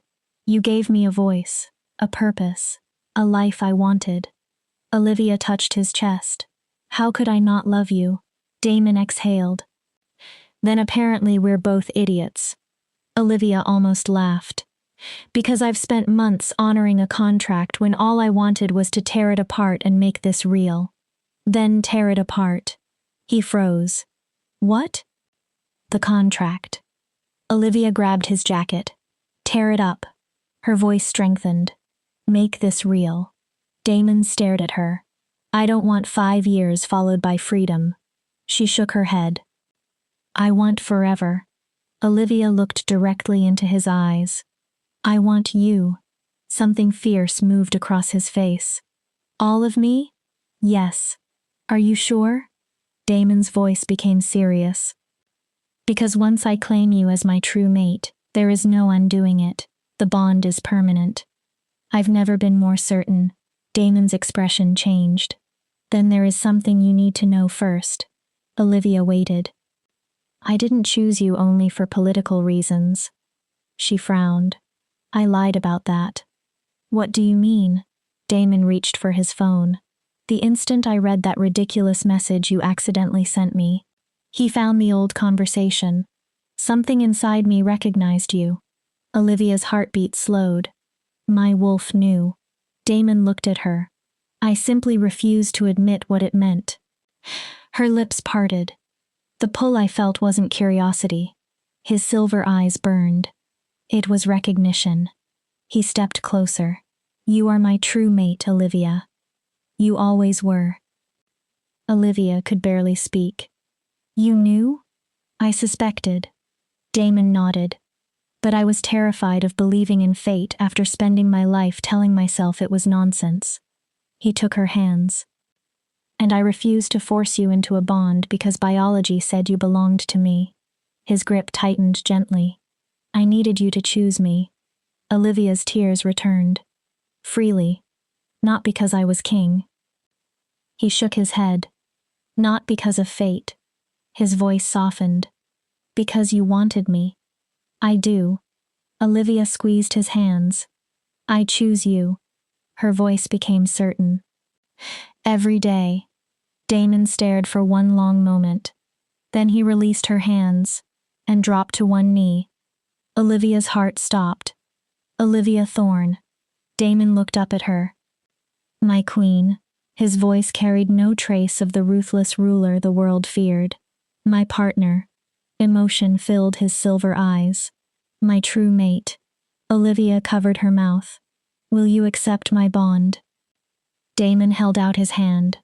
Not as a contract. Not as an arrangement. But as something real. He swallowed. Permanent. His voice softened. Forever. Yes. Olivia's answer came instantly. Yes. She laughed through her tears. Yes. 1,000 times yes. Damon rose. Then he kissed her. Not like the careful public kiss from their wedding. This was wild. Desperate. Real. His hands moved into her hair. Olivia pulled him closer and finally allowed herself to feel everything she had denied for months. When they separated, both were breathing hard. Damon pressed his forehead against hers. I'm going to mark you. His voice was rough. Here. Now. Olivia trembled. And tomorrow, after the legislation passes, we tell the kingdom the truth. His hands tightened around her. No more contracts. No more pretending. Olivia smiled through her tears. Just us. Promise me something first. Anything. Promise you'll never stop fighting for Omegas. Damon's expression softened. Even when I'm gone. Stop. He pulled back. You aren't going anywhere. His expression turned fierce. We are in this together. He touched her face. You and me against the world. Olivia smiled. Forever? Forever. Damon's wolf rose close to the surface. Silver flashed through his eyes. Mine. He pulled her against him. Yours, Olivia whispered. Always yours. Damon kissed the side of her neck where the mating mark would remain. The bond snapped into place. Olivia felt it like a golden thread joining something deeper than flesh.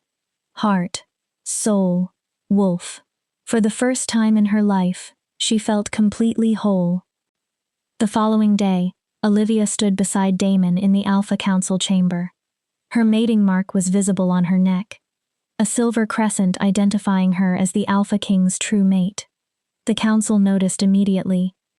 Several alphas looked shocked, others seemed pleased. Julius Blackwood looked as though he had swallowed poison. Before the vote began, Damon stood. I have something to tell this council. Every voice stopped. 3 months ago, I told you my relationship with Olivia was political. Damon glanced at her. I lied. Murmurs filled the chamber. She is my true mate. He took Olivia's hand. She always was. Julius's face darkened. And today we are deciding more than whether one law passes. Damon looked across the council. We are choosing what kind of kingdom we intend to become. He continued. One that recognizes the worth of every wolf. His voice hardened. Or one that clings to hierarchies that should have been left behind generations ago. Damon turned toward Olivia. My queen has shown this kingdom what becomes possible when we stop judging wolves according to designation and begin judging them according to who they are. Then he faced the council. So I ask you to support this law. He paused. Not because your king commands it, because it is right. Alpha Catherine rose first. Yes. Another alpha stood. Yes. Then another. Yes. One after another, the council members cast their votes. Even several wolves who had once sided with Julius voted in favor. Eventually, only Julius remained. He sat rigidly, fury covering his face. No. His vote no longer mattered. 10 votes in favor, 2 opposed. The Omega Protection Act passed. Applause erupted through the chamber. Damon grabbed Olivia and lifted her into his arms. He spun her around as she laughed through tears. We did it, Olivia breathed. Damon lowered her. No. Love and pride filled his eyes. You did it. He touched her face. You changed the world, my queen. News spread through the northern territories. Celebrations broke out across the kingdom. Omegas danced in streets. Pack houses that had once operated like prisons were forced to become homes. Workers received wages. Abuse could be punished. Unwanted bonds could be refused. Across the territories, wolves who had spent their entire lives hearing that they were worthless slowly began believing something different. They mattered. 6 months later, Olivia stood on a palace balcony overlooking the city she had learned to love. Footsteps sounded behind her. There you are. Damon wrapped both arms around her waist and pulled her gently against his chest. I've been looking everywhere. I was thinking. That sounds dangerous. Olivia smiled. About what? About how 6 months ago, I was scrubbing floors in a basement. She looked across the city. And today I gave a speech before the United Pack Summit about Omega rights. You were magnificent. Damon kissed the mating mark on her neck. Olivia shivered. Although I prefer you like this. Like what? Relaxed. He kissed her again. Happy. Then his voice dropped. Mine. Olivia turned in his arms. Always yours. She smiled. Did you hear about Crimson Ridge? That depends. Which part? They appointed their first Omega to the Leadership Council. I heard. Damon's eyes brightened. Apparently she's brilliant. Olivia narrowed her eyes. Wait. He smiled. It's Sage, isn't it? It is. Olivia laughed. Your best friend is helping transform the same pack that tried to break both of you. Damon looked toward the horizon. There is something poetic about that. There really is. Olivia's smile faded into something softer. Damon. He immediately noticed the change. What is it? I have something to tell you. Concern crossed his face. What's wrong? Nothing. She took his hand. Nothing is wrong. Olivia guided it toward her still flat stomach. Actually, everything is perfect. Damon stared down at their hands, then back at Olivia. We're going to have a pup. Damon froze. You're pregnant. Olivia smiled. About 6 weeks. The healer confirmed it this morning. For one incredible moment, the ruthless Alpha King looked completely helpless. Then joy transformed his face. Damon swept Olivia into his arms. He spun her around, laughing loudly enough for the sound to echo across the balcony. We're having a pup! Wonder filled his voice. Olivia laughed. A little Omega, Alpha, or Beta, who will grow up in a kingdom where everyone is valued. Damon carefully set her down, where no one tells them they're worthless because of what they were born as. Olivia touched his face. And who will have the best father in the world? Damon's eyes softened. He cupped her cheek. I love you. His voice was quiet now. You know that, right? I know. Olivia leaned into his hand. And I love you too. More than I ever believed I could love anyone. Damon kissed her. Softly this time. Tenderly. Full of promise. As the sun lowered over the northern territories, painting the sky gold and crimson, Olivia thought about the message that had changed everything. I want you to pin me against a wall and make me forget my own name. She had written it as a joke, a fantasy shared with her best friend, a brief escape from a life that once seemed hopeless. Instead, one mistaken message had opened a door she never knew existed. It had given Olivia a voice, a purpose, a love powerful enough to challenge everything she had believed about herself. And, at last, a future that truly belonged to her.